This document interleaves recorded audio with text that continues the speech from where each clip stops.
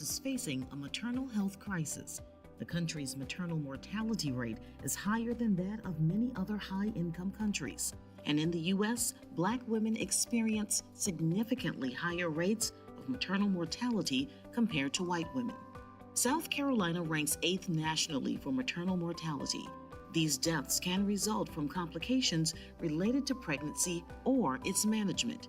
And recent data reveals nearly 95% of all maternal deaths in South Carolina could have been prevented.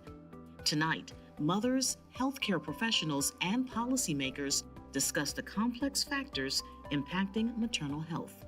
This is Palmetto Perspectives, Saving Mom.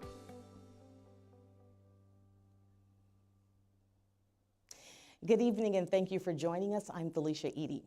5.4 million people call South Carolina home. Many of them are probably right now having conversations about starting a family or expanding their family. And it's an exciting time. There are conversations filled with the talks about babies' names and the colors for the nursery and whose mom is going to temporarily move in first. But unfortunately, making its way into those conversations are concerns and fears about the health of the baby or babies, but also about the mother's health and ultimately her life. We heard the stats just a moment ago, and to help make sense of why we're seeing these numbers and how we can all play a role in getting to different numbers are our panelists tonight. First, we have Maya Pack. She is the Executive Director of the South Carolina Institute of Medicine and Public Health. Rhonda Sims is Program Manager for Mama's Voices and founder of the Black Maternal Health Collective. Representative Sylleste Davis could not join us this evening, so helping to advance tonight's conversation is Kristen Shealy, Deputy Director of Maternal and Child Health at the Department of Public Health.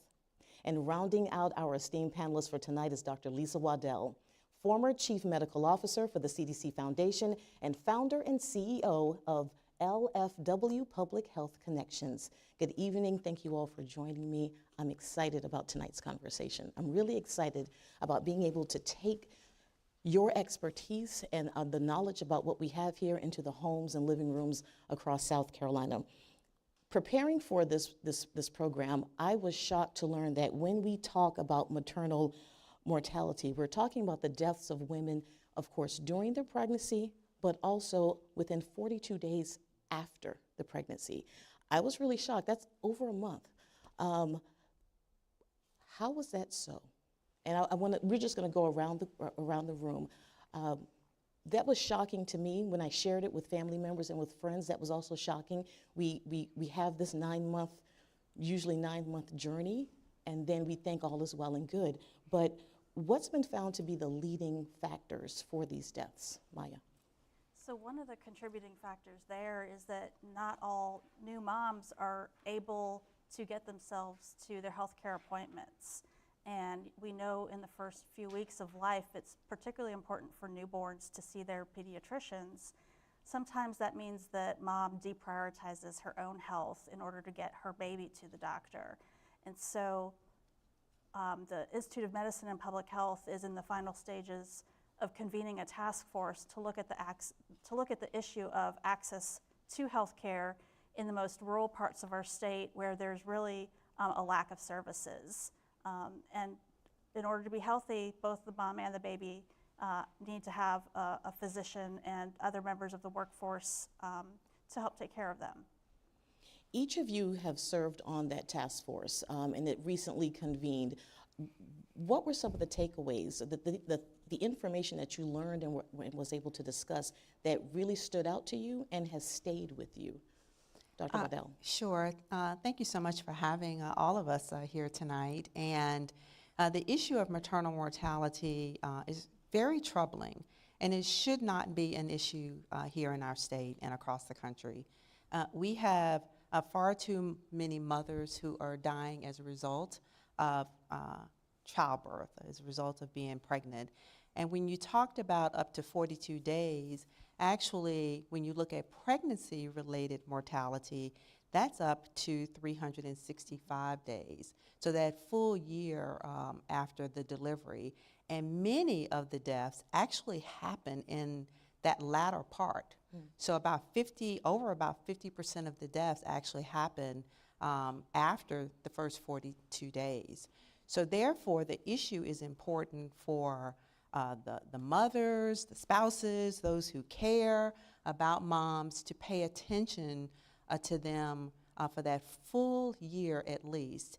And why is that happening? Well, as Maya indicated, we often hug on the babies and, and pay attention to the little ones as we should, but mom may be continuing to have issues related to her blood pressure that she may have had during pregnancy. She may have had preeclampsia where that blood pressure has gotten really high, and eclampsia was even higher.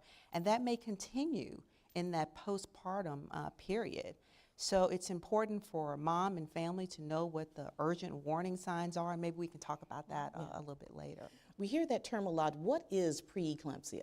So preeclampsia is when you actually may have blood pressure, high blood pressure before pregnancy, but after 20 weeks of pregnancy, your blood pressure can potentially really go up very high, and you may start to spill some protein in your urine, and so that's called preeclampsia.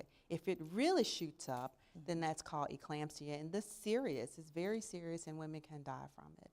So it's really this exceptionally serious high blood pressures. You mentioned access to care and our rural health, and a large portion, swaths of South Carolina's rural. But I'm going to read this because I want to make sure I get it right. But just this morning, South Carolina Public Radio reported the annual survey of health in U.S. counties shows almost a quarter of counties here in South Carolina are ranked low, with two of them, Marion and Dillon counties, are among the least healthiest in the country. So kind of bridge these two stats for us. We have this information from the county reports, and then our stats with South Carolina ranking 8th highest when it comes to maternal mortality. How do they connect? Where's the connection? There's so many connections there, Felicia. And the Institute of Medicine and Public Health is the lead dissemination agent for the county health rankings. So every year we take a serious look at that data. Unfortunately, our state ranks poorly among states, and then within our state, there's areas that are faring far worse than others. And the reason that we chose to focus on rural communities in South Carolina is because the differences in outcomes between the rural and urban communities in our state are significant. And one of the reasons for that, there are many reasons, but one of the reasons for that is the number of counties where there are no obstetric services whatsoever. And some women are having to travel really far distances for their prenatal and postpartum care, but also for their birthing care. And it's shown that when women have to drive a significant amount of time, that the outcomes suffer as a result. And so the reasons for the poor health outcomes are myriad, and they're complicated, and a lot of them are connected to the existing health of the mom at the time of conception, as well as the social and environmental factors in the community where she lives and works. And if you add on other demographic factors like access to insurance and employment, you can see the statistics suffer in different categories. And so creating solutions that are comprehensive, but then also targeting communities for intervention and support and new services that are really the most in need right now. You know, there is another statistic that on the surface level, it's jarring as well, that at least 95% of the deaths here in South Carolina could have been preventable. But if you kind of think about it and dig a little bit deeper, there is a silver lining. It's that it's preventable. There's something we can do about it. Kristen, I want to come to you. What steps and what initiatives is the state currently doing to kind of bridge the gap, get the education out to people so that we can start working on these preventable steps? Absolutely, thank you for that question. We're doing many things. We really want to make a difference and want to make an impact.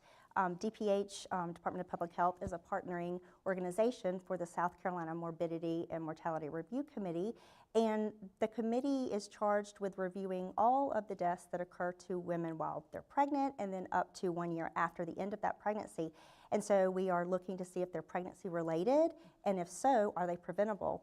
And the committee is also charged with coming up with recommendations at various levels, the facility level, the hospital level, the provider level, the community level, the patient level, those recommendations to really help eliminate or prevent those maternal deaths. And education really is key.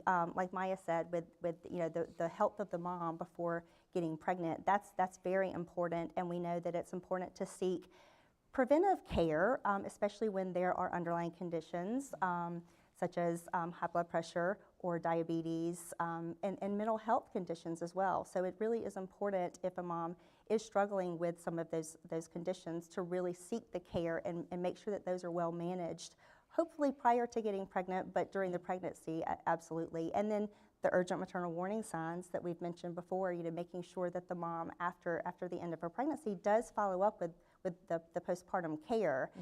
That's really essential for the provider to be able to really assess the mom and look into those conditions such as mental health concerns, substance use, and some of those early warning signs too, such as dizziness, headache that won't go away, fever, swelling in the face and the hands, chest pain, difficulty breathing. Those are really, really important signs, and if the mom notices those, or her caregivers or her support system notices those, it's really imperative that she get to care immediately.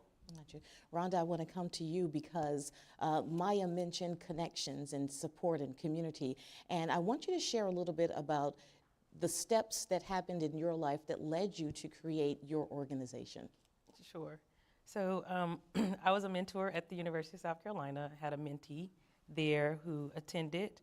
So she later in the years got pregnant and married and was a very much so healthcare advocate. She was actually a pharmacist, and she was much so well versed with the healthcare system. And she went into labor and delivered one of our local hospitals here, and she was birthing her twin boys, and she died immediately after her delivery. So her story was really a life-changing point in my life to really consider questioning whether to have more kids. For my community, it took a very toll on us to make that decision to really examine if it's worth it, whether we would die during pregnancy, whether we'd be able to survive pregnancy if we were able to take that step forward. So it really kicked me to really start having the conversation within the community to discuss what are the issues, what things are happening that are causing these issues. We were hearing them, but when it happens in your community and it happens on a personal level, it strikes you in a much difficult way. So a lot of the organizations that were here doing work, connected with some midwives here, some doulas, advocates who were doing research, and really just had safe conversation on what do we do as a community to bring education and awareness to the ground. So that's pretty much how the Black Maternal Health Collective was formed. Our intention is to amplify voices, to continuously be at the table of change to ensure that the patient voices are heard, which is a lot of the work I do at Mama's Voices, because if the lived experience is not at the table, then we're absolutely not serving anybody well. So we represent them in everything that we do, and we ensure their voices are heard. You mentioned something that I actually experienced saying to someone in a group, and I want to ask the audience by show of hands, how many of you had the thought or found yourself sharing with someone, I probably wouldn't have a child right now. The stats are too jarring, and it's jarring and it's scary. It's downright scary. A few years ago, there was a TV judge who shared her family story, and I think that helped amplify this topic a little bit more. But when you hear things like that, there are no rights given to us, but it seems like we should all have the right and the freedom and the comfort to want to do what we were kind of created to do. But when you hear and you see that shared experience that people are afraid to expand their families, what are the thoughts that runs through your minds? I want to speak on that because I think the work that everyone is doing is so important, and in particular with the Black Maternal Health Collective, because when you look at the data and you see the data, while the state's pregnancy-related mortality has been coming down, for Black women, it's been increasing. And so the gap is widening, it's getting worse. And so Black women are 4 12.2 times more likely to die as a result of pregnancy and pregnancy-related issues. And so we don't want to scare people, but we want people to be informed. Knowledge is power. Support is power. Advocacy is power. And so that's part of what we need to be doing, is to inform everyone about, here's why it's important to be as healthy as possible before pregnancy. Here's why it's important to ensure that we can get access to all women, particularly in rural communities. Here's why we have to have policies to ensure that women can access payment for services. Here's why we have to have providers who are all respectful and listen. Many women report not being heard, not being listened to. So we have to have these conversations so that women and families know that it's okay to ask questions. I should be able to have access. We need to address where the gaps are. That's why some of what the Department of Public Health and the March of Dimes are working on to try to get mobile units are important. So there's a lot of complexity to this issue. And so the way to address it is to have the conversations, peel the onion back, and then to very intentionally address each one of those factors. What are some of the barriers you encounter in completing that task through the work, through the lens of your work, the work that you do? What are some of the barriers that you encounter that slows this process of getting the education to people? I know we have the access to care, and but what are you experiencing as the women with the boots on the ground? I'll say, for us in particular, it's access to funding, and you're restricted because your organization may not be as big or as prominent, but you're doing the work. And there's a bunch of organizations. I have one sitting in front of me right now, like the Be Collective, and they're doing the work. They're on the ground, and funding is always an issue.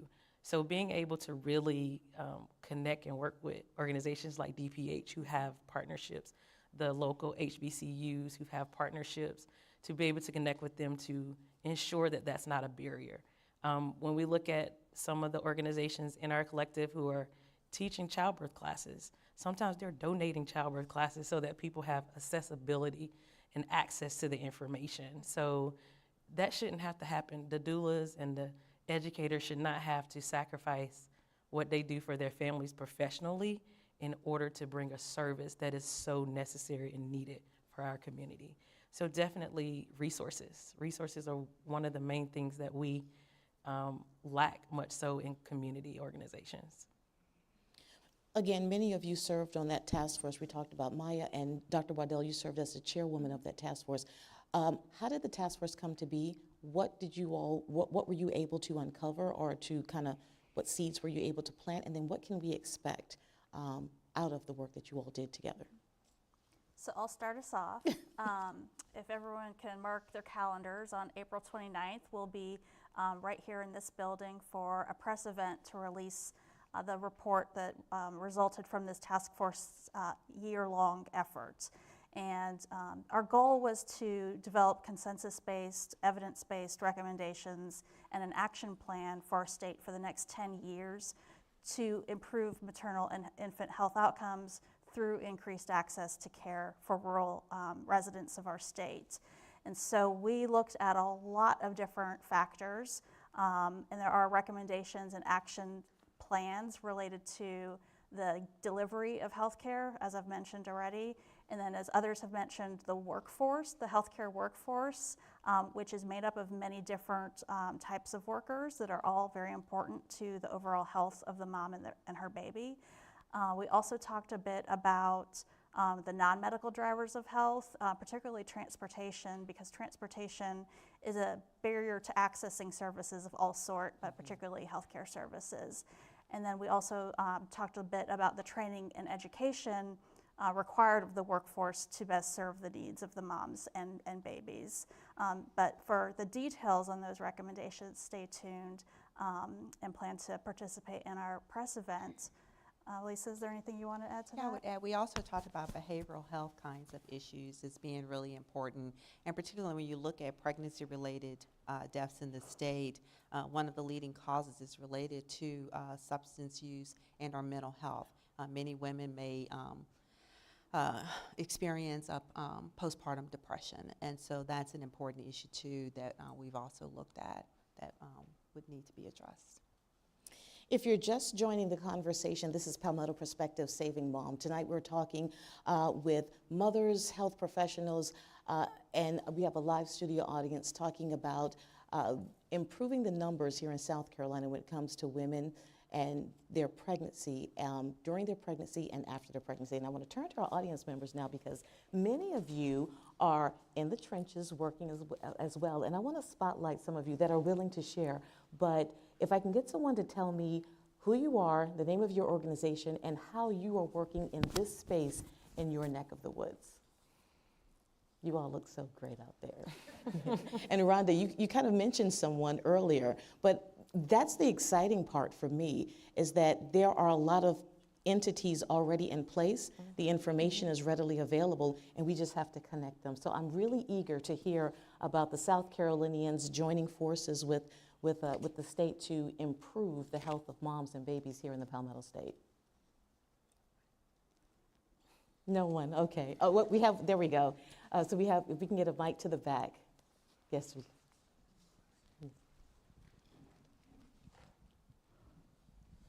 Good evening. My name is Tamika Wilson. I'm with March of Dimes, and I work with this panel, and they are, they're fantastic in the work that we're doing. And some of the things that March of Dimes is doing, I really wanted to focus on is advocacy. We recognize that the clinical piece is very important and that access to care is important, but also advocacy.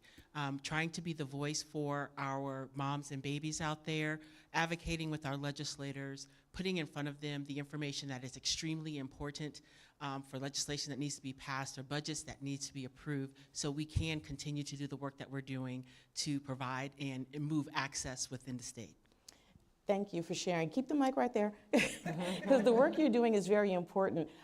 There is another jarring statistics. Could you talk a little bit about the March of Dimes annual report card and the grade that South Carolina has been getting, but also the work that you all are doing to change that letter, to change that grade?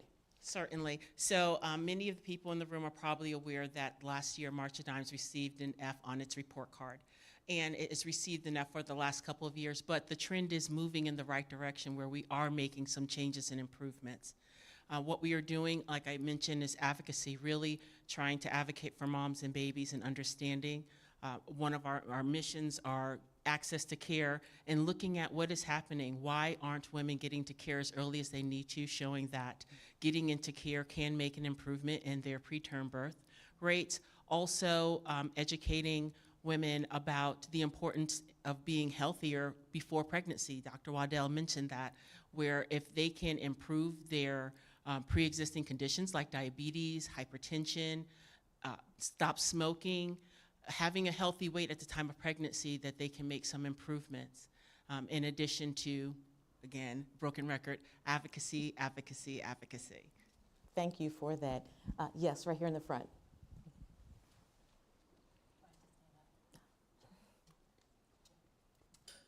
Hi, my name is Jennifer Baumstark, and I work at the University of South Carolina. I'm a certified nurse midwife. And I just want to mention that other countries that have had really poor maternal mortality, the way they turned it around is by introducing the midwifery model of care.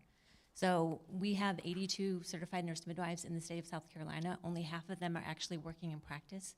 We do need to make some changes in our legislation to allow advanced practice nurses to have full practice authority, and that will make a big difference. And also, we just need to increase the amount of people that recognize the midwifery model of care, which recognizes a woman's body as being able to be pregnant and have a baby without many interventions. So I'd like to advocate for that. Awesome, thank you for sharing. And right here in the red jacket. Good evening. I'm Cheryl Myrick, and I have a different perspective. I don't work for an organization, but I'm a mother and a grandmother, and my awareness was heightened of the mortality rate for expectant mothers when my daughter was expecting. And I began to read articles about her chance of having complications that could result in death. And then I had the experience of my daughter-in-law in delivering one of my grandchildren to have had a problem postpartum. And there was an issue with the placenta, a part of it being left in place, which almost resulted in her death. And so I want to echo, I heard someone talk about listening to patients. And I want to say, what kind of training is being given to your healthcare professionals, your doctors, your nurses, your anesthesiologists who work with patients in their delivery so that they listen to what the patient is saying as to what is happening to them?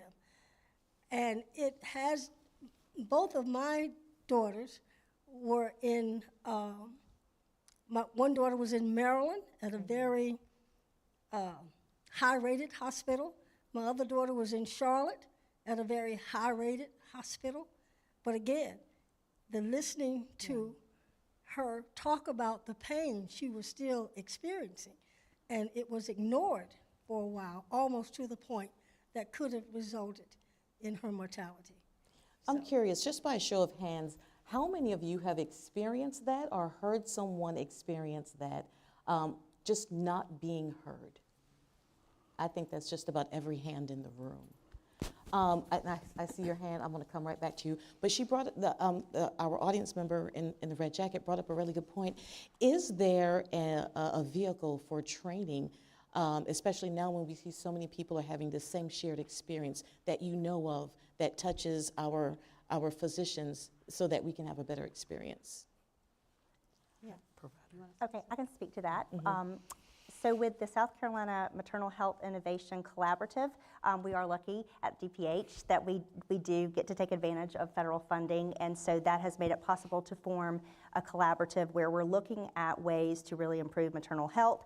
One of the aims is around service delivery and workforce development. So we are thinking about the training of the providers, the medical professionals that are at the birthing facilities, but also at the emergency departments for rural hospitals and EMS. We're wanting to incorporate a respectful care model there in the training that we offer. And then we also are able to, we've run a pilot for the CDC Hear Her campaign in the PD area of South Carolina last January through March, and we're gearing up to kick off a statewide campaign. And that campaign is really successful in being able to increase and improve communication between the pregnant mom or postpartum mom and her provider. So there are some tools and some guidance that really is available to anyone. It's all free, and it can really help improve the communication skills and really help to advocate for the mom can advocate for herself and make sure that she is heard if she's not feeling that she's being listened to. There is also a provider component to that as well, so we're looking into implementing that as well. Awesome. I would also add that it's important to have support, and so during pregnancy and particularly at the time of delivery and leading up to that and postpartum, that's an ideal role for doulas who are there to provide support, and data has shown that there are better outcomes, particularly for women of color that have doulas or that kind of support. The March of Dimes several years ago, when so much more attention started around this issue, has developed training around the issues of listening and for providers and cultural competence and health equity, specifically in the maternal and infant health space. So some of those tools and resources out there as well. I was going to mention, I'm a program manager with Mama's Voices, who's under the Preeclampsia Foundation, but we specifically focus on allowing the patient to come in and share their lived experience to be advocates for themselves. And that advocacy work starts with being able to be informed about your own trauma so that you can take that story and work into improved quality improvement practices when it comes to birthing or anything in the provider space. But on the flip side, we also do provide training for providers through our lived integration training, which allows them to understand how do you work with patients, like how do you talk to them, how do you bring them to the table for quality improvement practices. And I'll give an example. For instance, if you have a NICU mom who came through NICU and she may have had a very bad experience, how do you bring her into the space to discuss her experience so that the next person that comes in can have a different experiences? So that's how we kind of partner work together when it comes to the providers and the person who comes in with the lived experience on training. And my sister in the corner over here. Excuse me, I'm Sabrina Prelo with the B Collective. I'm here with my colleagues. We're both prenatal and postpartum doulas. And we serve families in the Tri-County area, so Charleston, Berkeley, Dorchester County. And we support our clients by making sure that they have prenatal care, access to childbirth education, lactation support as well. But the biggest thing that we do is we advocate for them. We help them understand the medical system and being there to support them, whether it's at doctor's appointments, throughout their labor and delivery, but also postpartum as well. But we also provide ACT training for them so that they can advocate for themselves if we are not there. But we try to be there with them and walk with them every step of the way. We also support them if they need resources. We have a lending library, so if there's things that they need for themselves or baby, we support them in that aspect. But we also partner with other organizations in the area. We also get referrals from different organizations. So we really work throughout our community to make sure that moms feel heard, that they feel seen, and that they know that they're valuable, and we care about them as well as their babies. Thank you for sharing. We've talked about the importance of being healthy before you're pregnant, and just being healthy. Is there an initiative or programs to really push this component at a really young level in our elementary schools or in our middle schools or in our grade schools? Is something like that in the works or already exists? I think there's lots of programs that exist in different areas of our state because we've been facing an epidemic of childhood obesity for about 15 years now in this country. And there's a bunch of different policies that can happen at the state level, but also at the school level or school district level to make sure that schools are healthy places, offering nutritious foods and opportunities for physical activity. There's lots of communities across our state involved in Healthy People, Healthy Carolinas, which is a community coalition in about 20 different locations across our state, working at the local level to improve access to opportunities to be healthy, whether that be physical activity or more nutritious foods. And so I'd say through the Department of Public Health and a number of other agencies as well as nonprofit programs across the state, there are a lot of programs working to help children to make healthy choices. However, the statistics are not going in a good direction still, and so we have a lot of work to do as a state. And when we think about the life between elementary school and to a woman who is thinking about having a baby, there's a lot of opportunities there for intervention and for education. Her employer could provide incentives for healthy living. Her faith community could have a walking group. There's lots of different small policy interventions and programs that can exist at all different levels and do in many cases exist at all different levels. Thank you for that. One of our audience members brought up midwives, and it made me think about Maud Callan and the work that she did years ago, decades ago, down in the Low Country, providing that healthcare service for so many moms in the Pineville area where there wasn't any. Rhonda, can you talk about some of the groups that you have gathered together to make this collective? When people step into your space, this network, especially during this exciting but scary time of their lives, I think people probably Google the most when they're expecting, But can you talk about some of the groups that make up the collective? Yeah, so many of our collective members are birth workers, so most of them are doulas. We have the Black Doulas of Columbia, Doula SC. We also have lactation specialists who are part of our collective as well. We have some researchers who are affiliated with the University of South Carolina who comes in and help uplifts. So we know that data translates to quality work. So we know that we have to have the data in place to be able to review and understand what we're implementing into the community as well. We have a midwife who, I think she's the second midwife in South Carolina. Oh, wow. And she actually has been a big part of what we do in the community, a lot of education because she came from another state and actually came here to plant foot in South Carolina. So it's actually 2 of them right now who are, one in certification and one who is a certified midwife. So we have an array of people who are coming in and who are interested in being a part of the collective.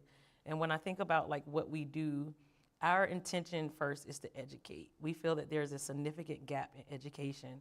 And when you talked about young kids, like how do we start at the youth level, one of the biggest things that we have to consider is health literacy. We have to start early. The maternal space is not where we have to start.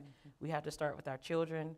One of the experiences we always talk about as a collective is we know patients who've been in obstetric care or either care for their kids at the doctor's office. And reproductive health is usually not a conversation of comfortability when it comes to the doctor. So I think we have to break that stigma of that conversation, being able to have those early conversations like with my 4-year-old about what his body parts are, what they do, and understanding as a female, what do your body parts do as a young lady, so that we're not in the maternal stage and we're trying to figure out, well, where does the baby come from? How do we, where does the baby come out of? How do we make a baby? So being able to start those conversations early. So when you talk about nutrition, we also have to consider our food supply is not the best. We have a lot of processed food, even within our school system. So being able to consider where these contributions are coming from, those are things that we really have to look at and dig in as a community. This is not just a woman's issue, this is a family issue. Coming up in just a few days, a couple of weeks, you have an event coming up, and in that, I want you to talk a little bit about that event that's going to happen in the capital city, but in that event space, you make space for the partners, the dads. Talk a little bit about that. I'm going to tell you why I make space for the dads, because it's Tell so me why. significant to me. My husband was very active, like during all of my pregnancies. And I wanted to do something different. After the experiencing of the loss, I really wanted to have my baby at home. So I went the midwife route. My mom is out here, so she'll tell you her pushback for me Mom, raise on your hand. There we go. her pushback for me on like, why do you want to do that? Like nobody does that anymore. Like why are we birthing at home? But I really wanted this experience, and my husband was so supportive. He's like, I'm in support of whatever you do.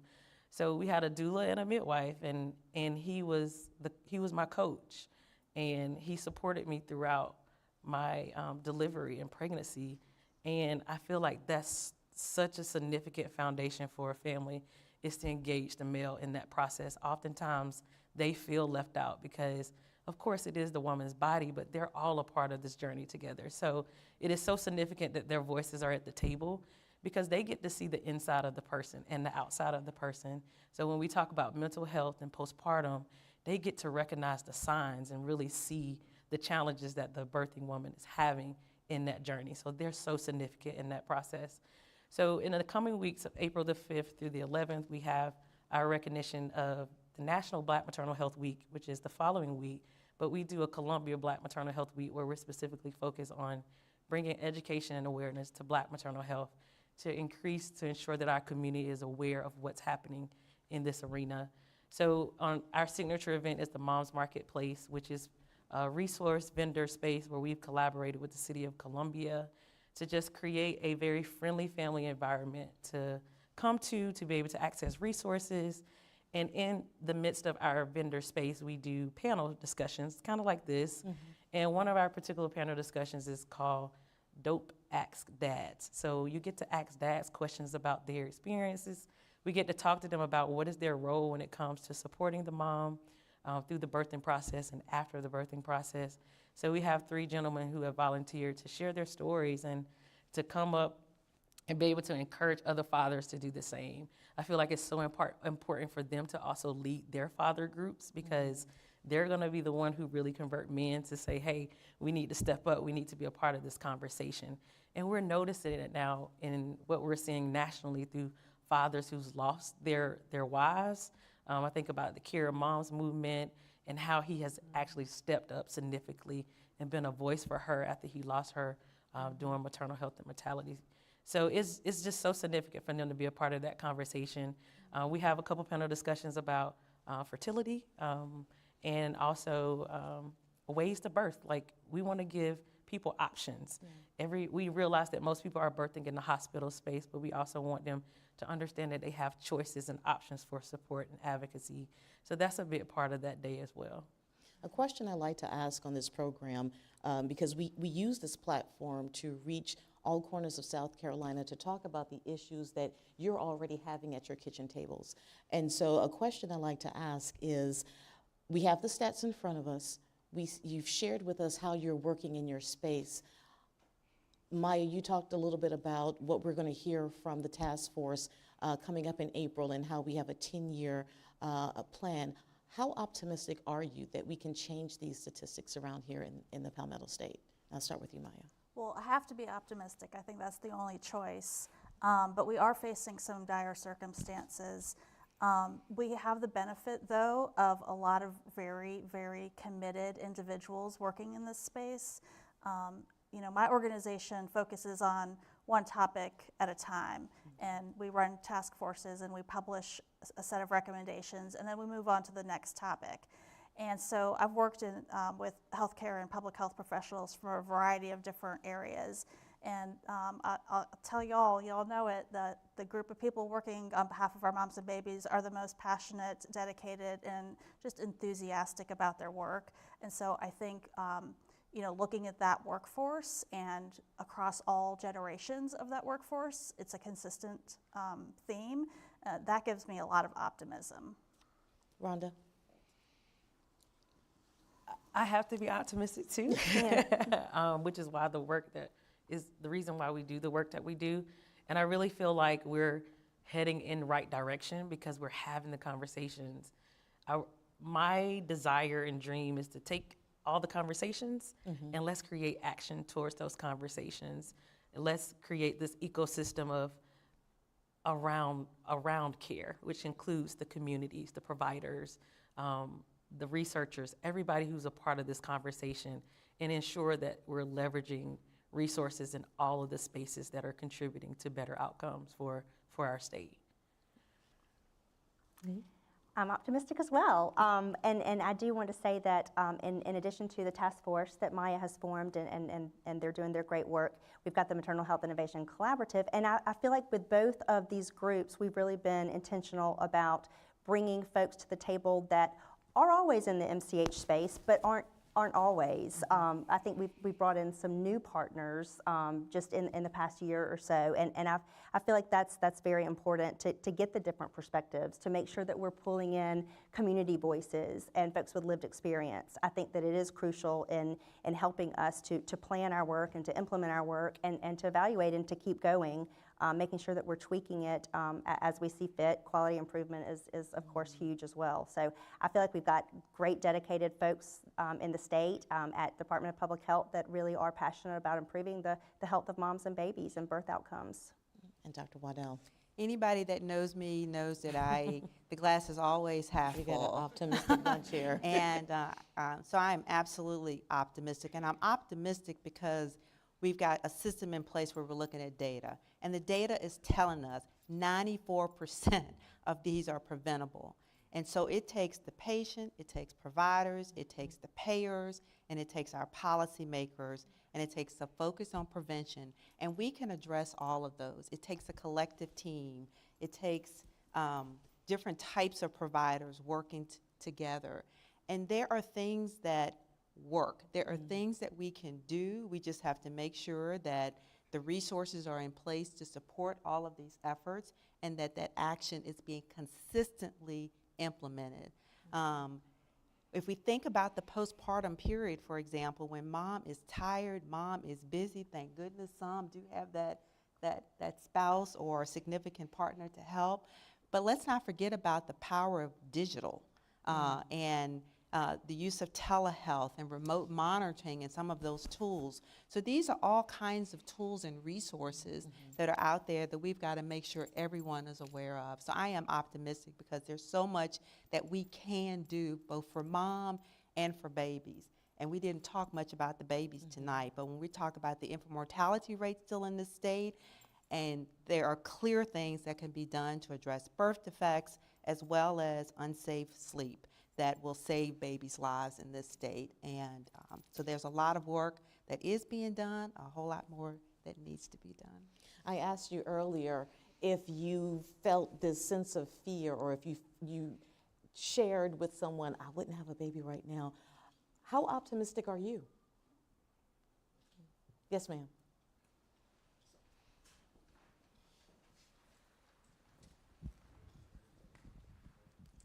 Hi, I'm Michelle Flanagan, and I am working with the MHI grant, and I also work with our South Carolina Birth Outcomes Initiative and our AIM work that we do in the state. And I'm optimistic for a lot of things. We have a lot of things coming that we'll work on, different health issues and education that we're working with specifically. But when you think about maternal mortality, one of the leading causes of maternal mortality worldwide has always been obstetric hemorrhage. And if you look at our obstetric hemorrhage, it's still there, it's still in the top 10, but it has come down. And that's because of the work that we've done with the bundles and making sure that hospitals know what to do, they're ready, they're prepared, they recognize and they act. And so we have switched over to a severe hypertension bundle now, and I feel like we're at the beginning of this, but we have such a great opportunity to continue to get that information out there, not just for the providers, but also for our patients. And so I'm very optimistic and excited about that work. Thank you for sharing that. And right next to you, we had our hand up. Yes, ma'am. Hi, my name is Marlene Clary, and I am one of the nurse abstractors that reviews the maternal deaths, along with my coworker here. Okay. And we are also labor and delivery nurses. We've been in the field for over 30 years.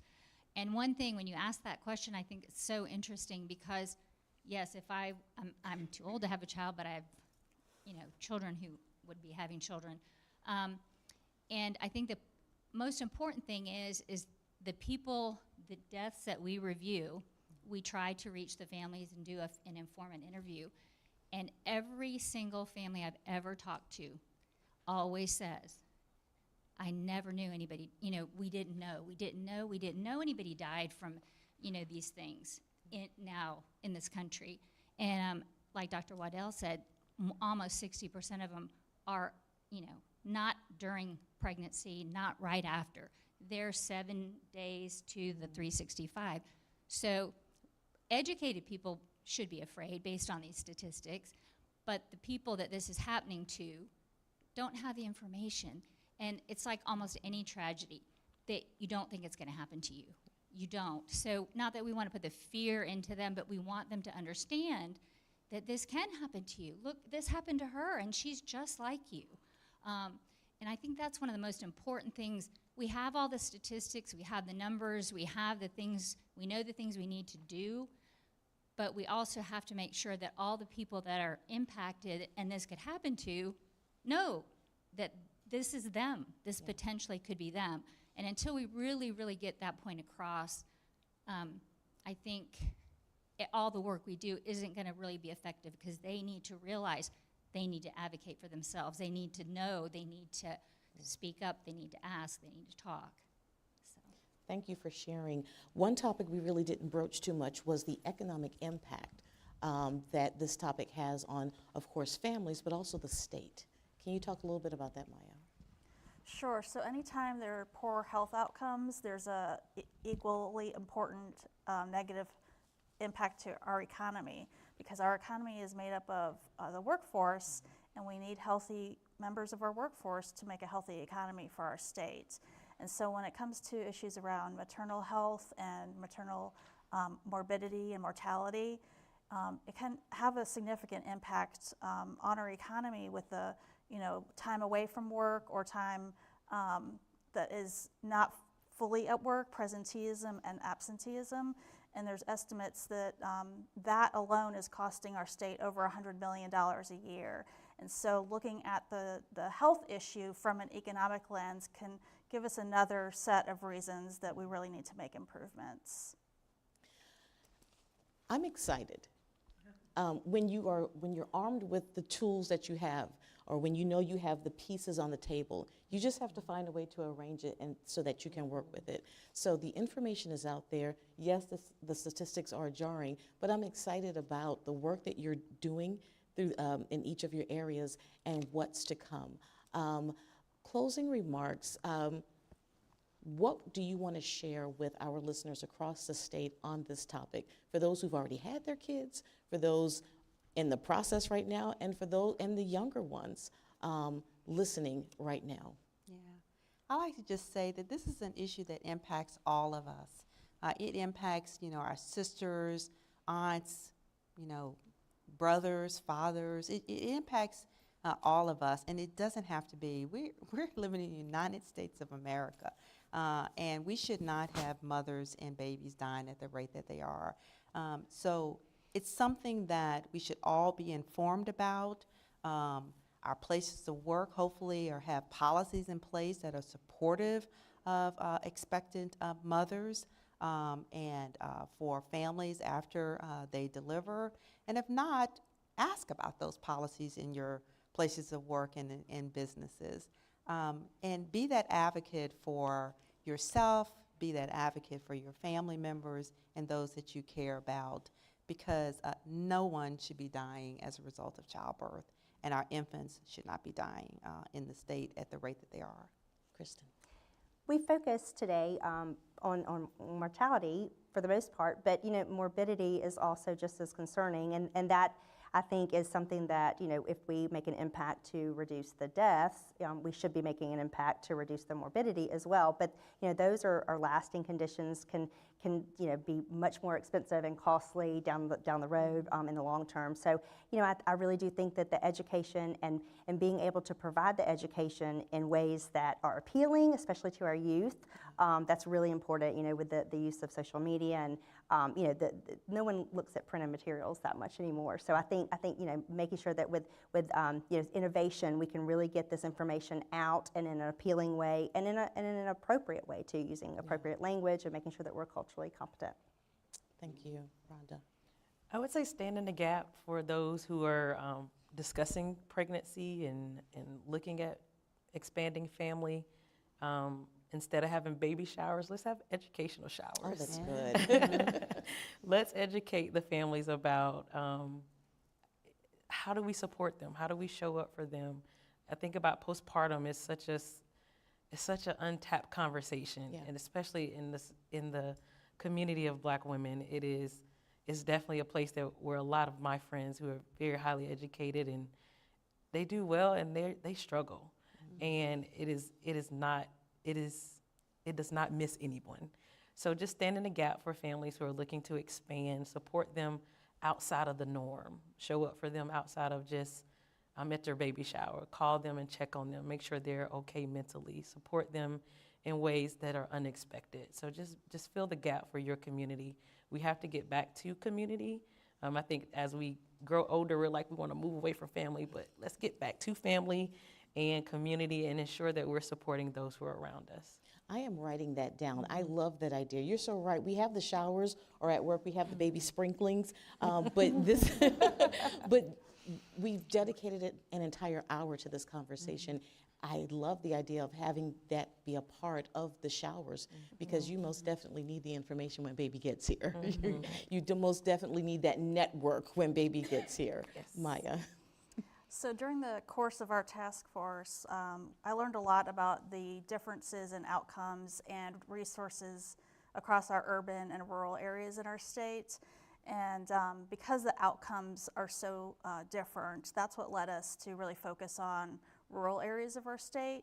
Now, the population density isn't always there to support a hospital system or the infrastructure that's been there in the past. So I think it calls for a lot of creative solutions and a lot of partnerships of different organizations that all need to come together to be able to provide the services that each community needs.